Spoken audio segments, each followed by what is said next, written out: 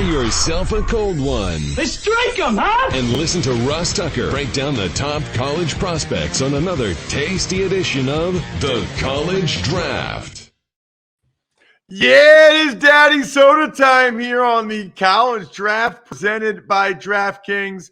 And by the way, DraftKings has a ridiculous college football betting deal that I will get to momentarily. I am Ross Tucker, former NFL offensive lineman. You can see those of you that check us out on YouTube, youtube.com/Ross Tucker NFL, all the helmets and game balls and stuff behind me. Now I've got a bunch of podcasts.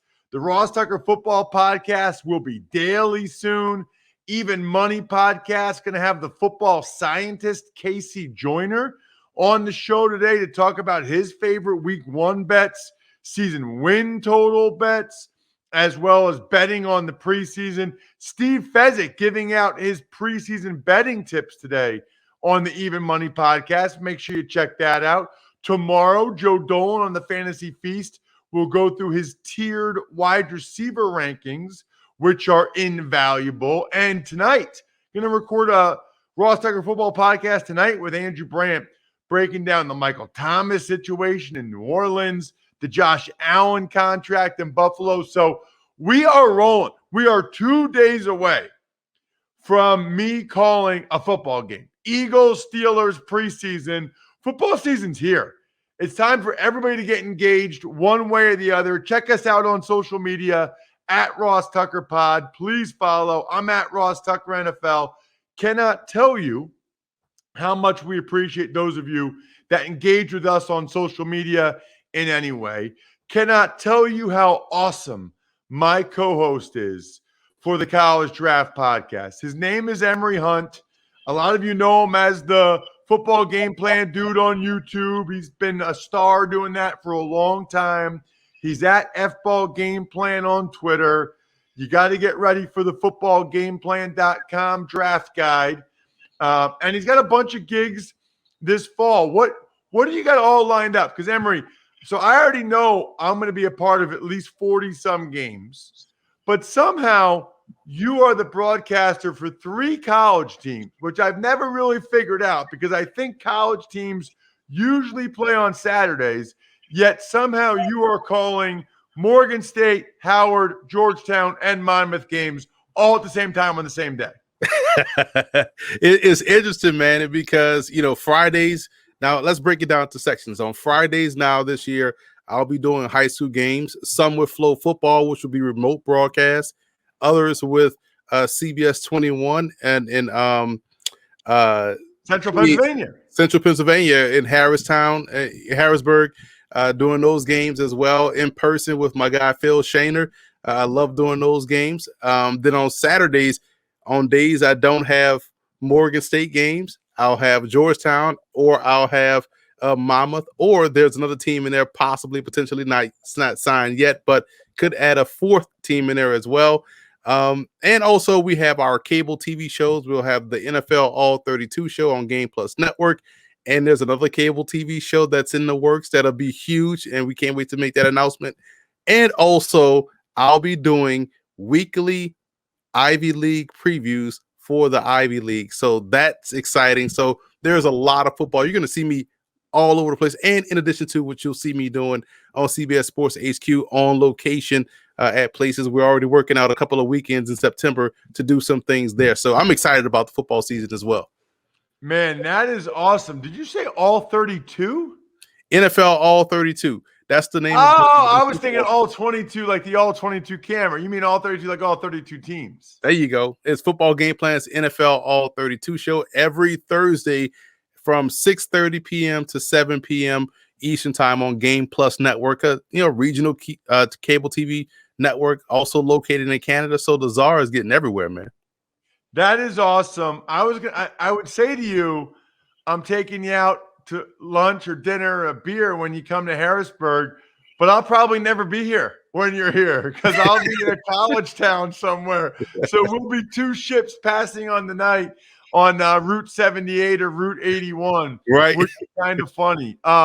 So we got to get even more people to watch or listen to this show.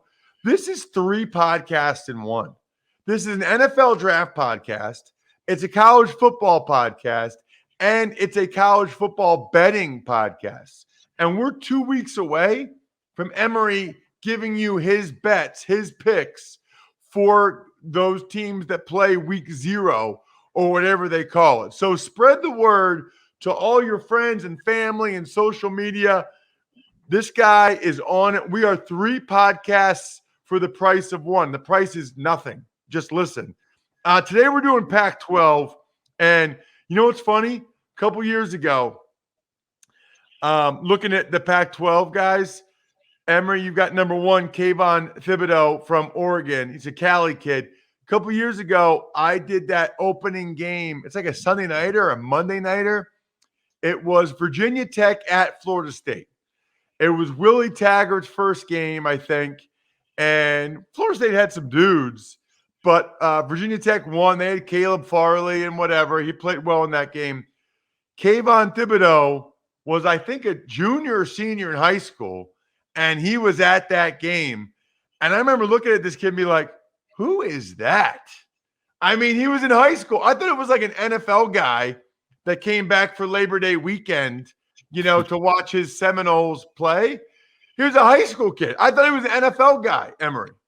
Yeah, and it's amazing how guys that look pro ready already tend to play that way when they get to college. We talked about this all throughout this podcast for different conferences, how guys like him just hit the ground running. And when you watch him play, he's good on both ends of defense. A guy that, I don't know if he's the supreme athlete that Chase Young was, but his game is just as dominant. And I'm excited to see how he closes out this year. And I know we talked about, keeping it strictly about seniors or guys that are, that super senior, but we all know this is his last year playing college football. So you might as well talk about him. I think he is the best defensive player in the country. All right. So interesting. You said not sure he's the supreme athlete Chase Young is, meaning explosiveness, meaning bend. And if he's not as good, as athletic as Chase, but he's obviously still dominant, how is he winning? Is he winning more with his hands, more with power? He's winning more with hands, power, quickness off the ball. And when I say I don't think he's as explosive as Chase. He's probably more along the lines of a Chandler Jones than he is a Chase Young, which is still pretty doggone good. And I like how his body has just continue to develop. He's got a body type that is ready for the rigors of the NFL, down in, down out.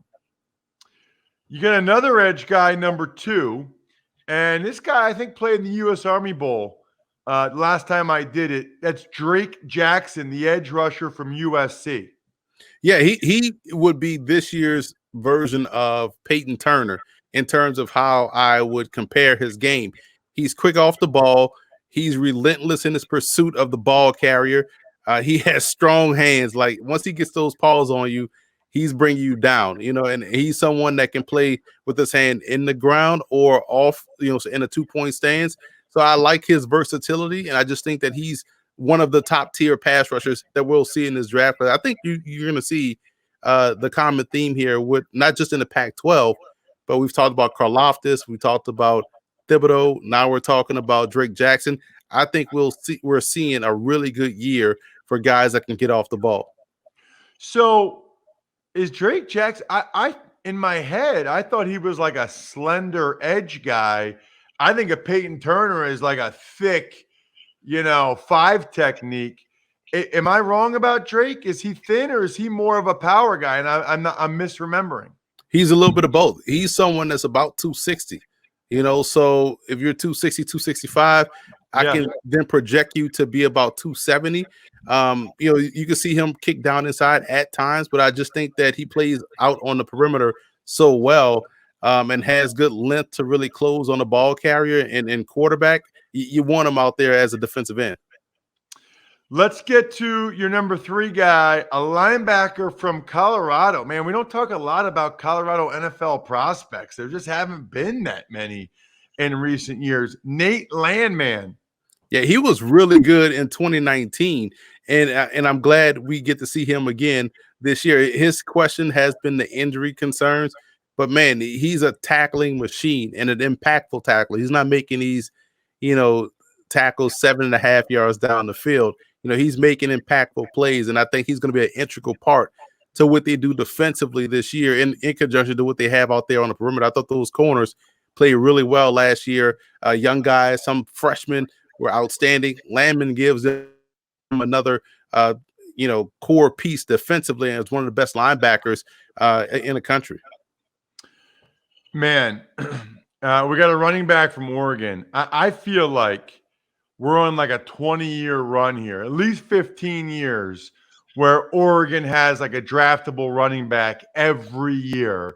And remember, Emory, when Chip Kelly first had it rolling, the biggest holes I've ever seen, and running backs that all looked like they were shot out of a cannon, like Kenyon Barner.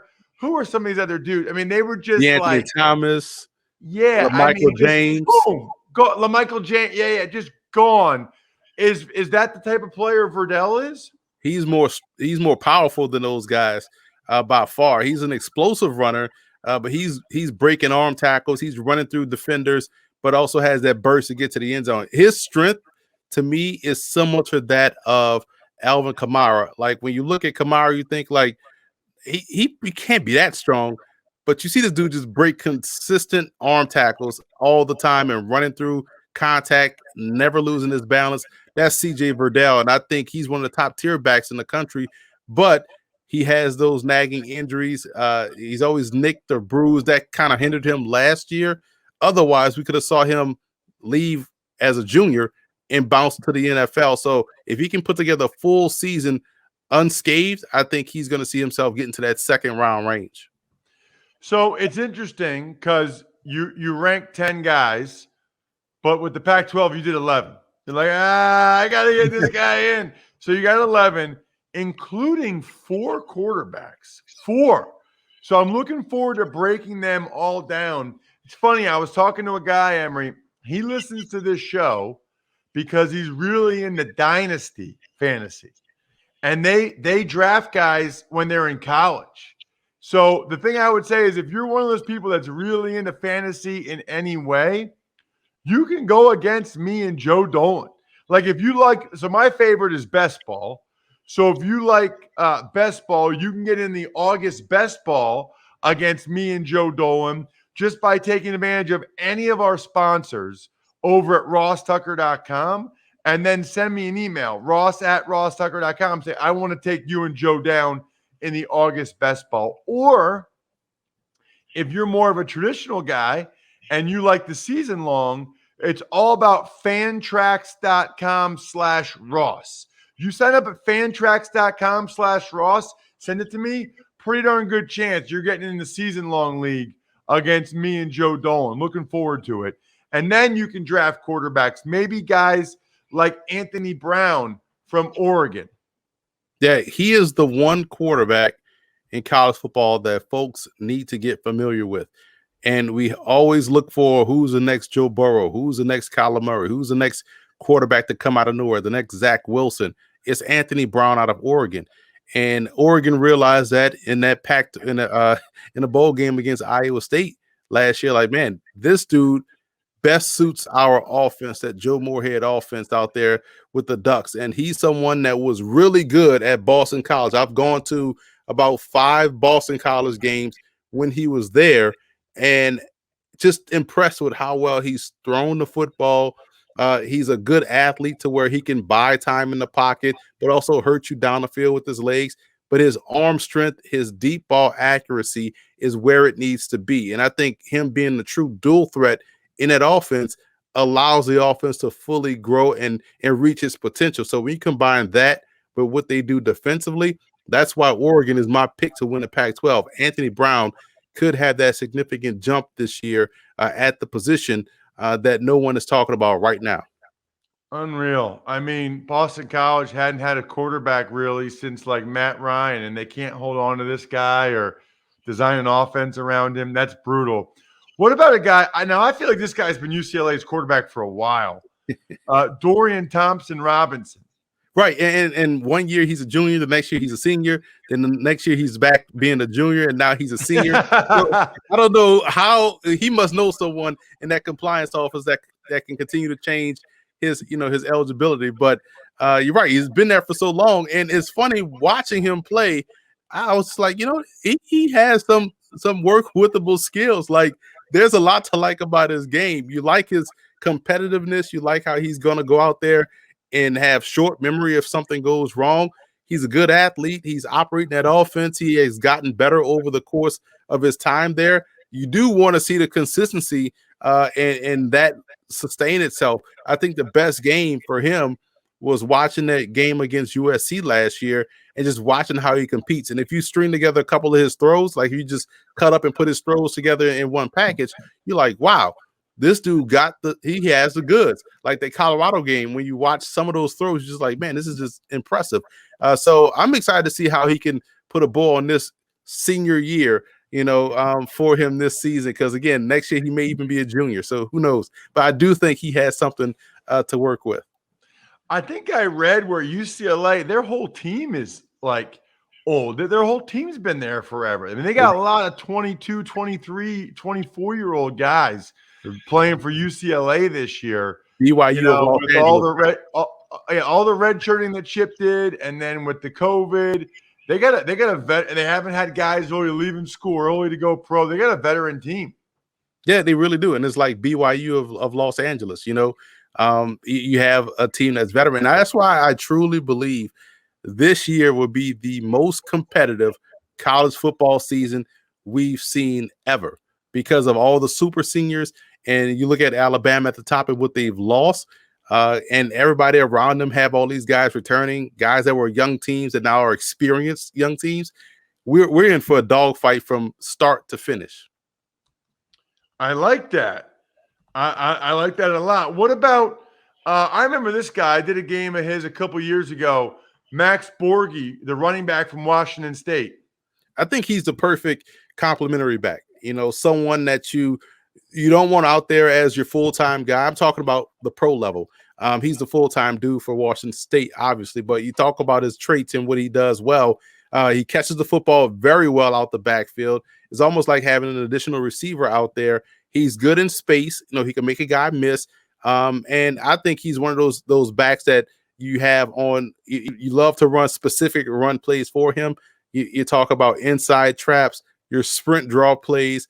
Those type of plays, I think, are tailor-made for his skill set in addition to what he does as a receiver. Yeah, I remember him. I did the Washington State-Houston game in Houston a couple years ago. Really good out of the backfield. Really good hands. By the way, Borghi's, my favorite restaurant in Stone Harbor, New Jersey. Just so everybody knows, that place is amazing. That's always the type of thing, too, Emory. It's like, why am I even saying that? It's a small place. They only have like 8 to 10 tables. It really doesn't benefit me at all to tell people it's good. Like, if anything, it just stops me from being able to get reservations. So forget what I just said. Borghi's in Stone Harbor is terrible. Don't ever go there. People love to recommend like nice restaurants or good restaurants that they enjoy, but how does that help me? If you ever have issues getting a reservation in any one of these restaurants, just let them know you know me, and you should be good to go. Let's get to Luke Wattenberg. Finally, an O-lineman, the center from UW. He's center, the left tackle, the guard. That's what I love about him, man. He is versatile, can play all positions up front. And you know better than anybody, Ross, the more you can do up front going to the NFL, the better the longer your career can be. And when you watch him play well at center, you're like, wow, this dude's dominant at center.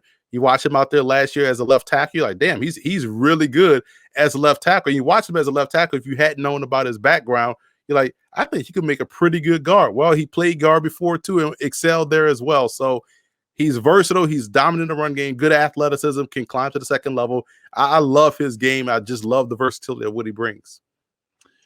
Let's get to some more quarterbacks. How about Chase Garbers from Cal?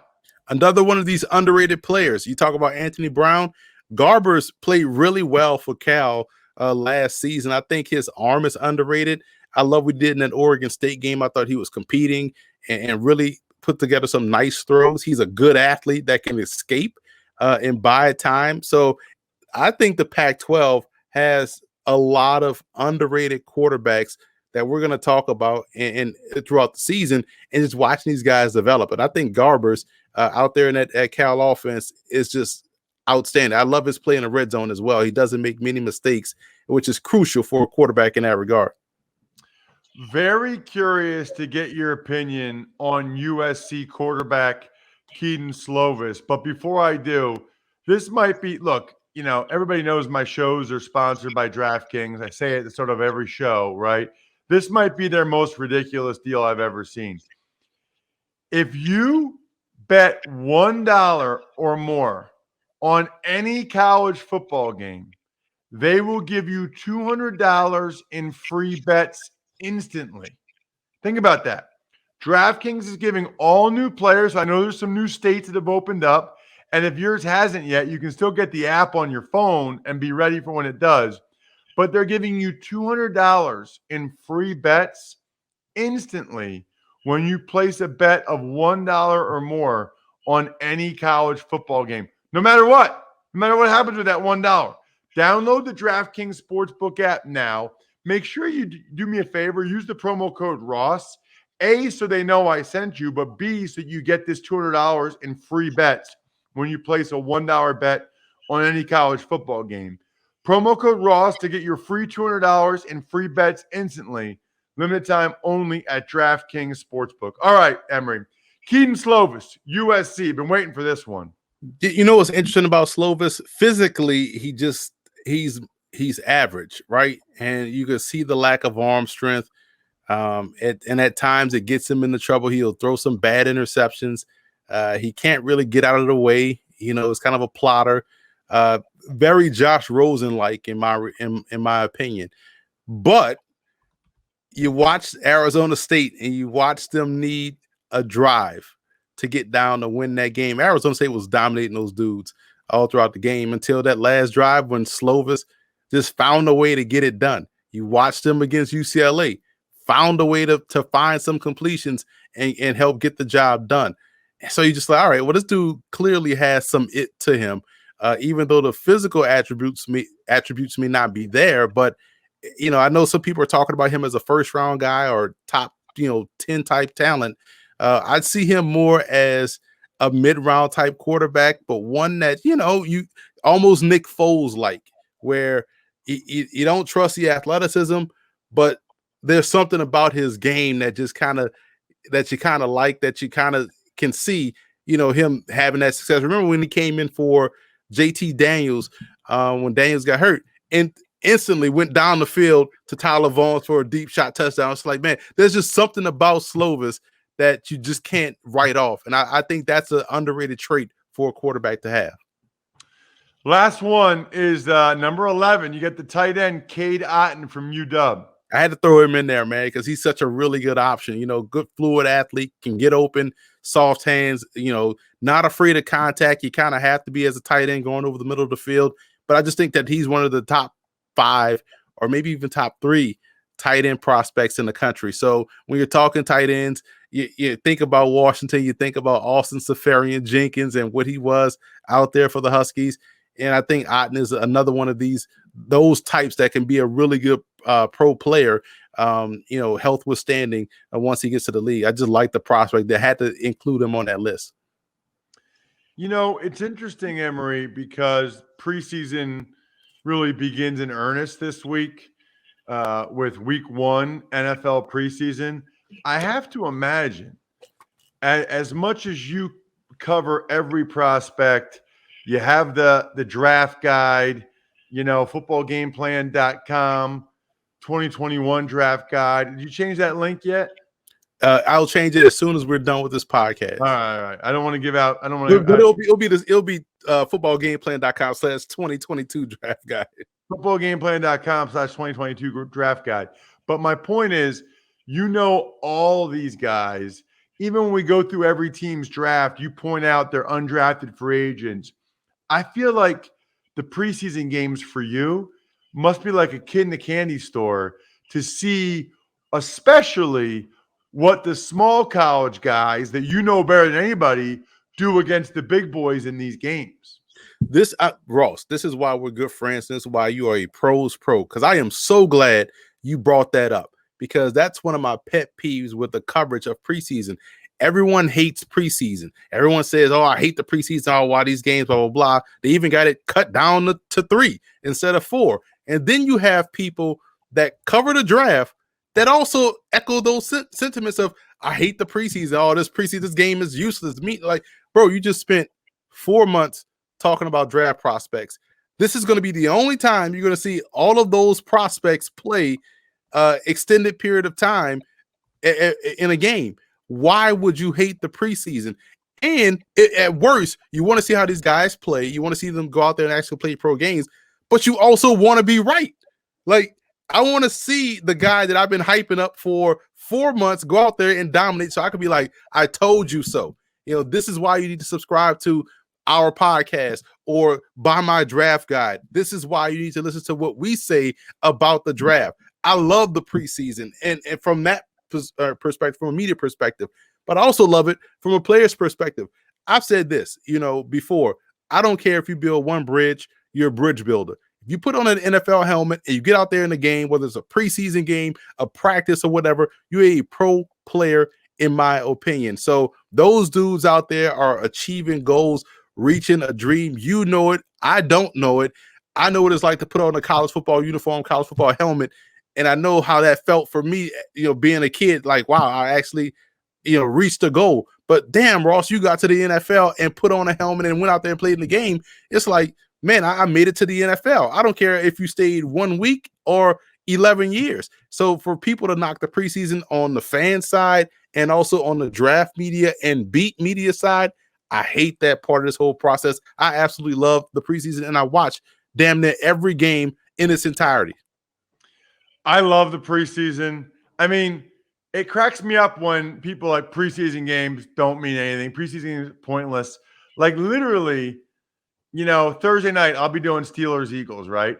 There'll be over 40 guys in that game. I tweeted this last week at Ross Tucker NFL. There'll be over 40 guys in that game. That's like the most important game in in their whole lives. And these guys have played like in the Rose Bowl. Like, these guys have played in big time games. They played against Alabama. Not as important as those 28 snaps they're going to get in the second and third quarter, because that's going to go a long way towards determining whether they're active roster, or especially for these guys now, whether or not they're practice squad. Practice squad pay is legit. It's 18 weeks. And I mean, you're making, I think it's like $200,000 now. Your first year out of college on a practice squad. I got to look and see what the practice squad pay and it's is expanded rosters. It's not like it used to be. Remember, it used to be like 5 or 6 guys. Well, think about it, man. 53-man roster and then 16 on the practice squad. You got 69 dudes at a minimum that are getting paid to play on an NFL team. 69. And then there's IR and there's PUP. So, I mean, you got over 70 guys that are going to make it for each team in some capacity. You want to be one of those guys. So I can't wait. Thursday night, check out Eagles Steelers if you can. Then next week, we'll talk about it. But the Eagles Patriots game I'm doing, they're going to carry on NFL Network, which is sweet. So I'm with you. I mean, a lot of these guys, the only chance to see what we thought of all these guys, because then they'll get cut. Maybe they'll never get a chance again or whatever. Anyway, follow this man on social media at FBall Game Plan on Twitter, Football Game Plan on YouTube. We're at Ross Tucker Pod across the different platforms. At Ross Tucker NFL is me personally. And then, of course, the YouTube to watch this show, youtube.com/Ross Tucker NFL. Emory's fired up. I'm fired up. Tell everybody you know it's time to engage with the College Draft Podcast. College football season and NFL preseason are here. I'm done. The keg is kicked. We're all tapped out. Thanks for listening to the College Draft Podcast. Make sure to also subscribe to the Ross Tucker Football Podcast, Fantasy Feast, Even Money, and The Business of Sports. All available at Apple Podcasts, rosstucker.com, or wherever podcasts can be found. A lot of times on the show, I mentioned DraftKings. Here's what you need to know. You got to be 21 or older, New Jersey, Indiana, or Pennsylvania only. New customers only. Restrictions apply. See DraftKings.com/sportsbook for details. Gambling problem, call 1-800-GAMBLER, or in Indiana, 1-800-9-WITH-IT. By the way, if what I was talking about included a deposit bonus, doesn't always, sometimes it does. Deposit bonus requires 25 times playthrough, and deposit bonuses are paid out in site credit.